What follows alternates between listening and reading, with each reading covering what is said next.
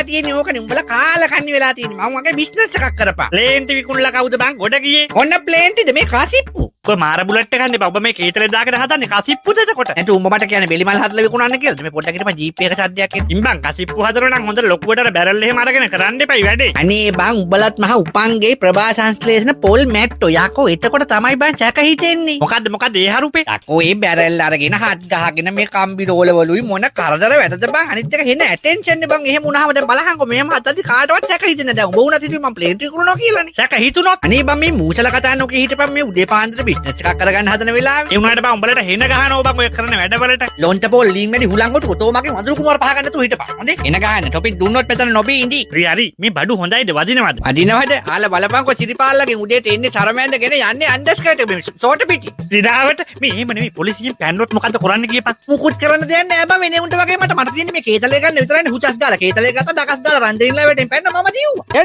Media එක හොඳට share කරන්න කමෙන්ට් කරන්න ලයික් කරන්න thank you.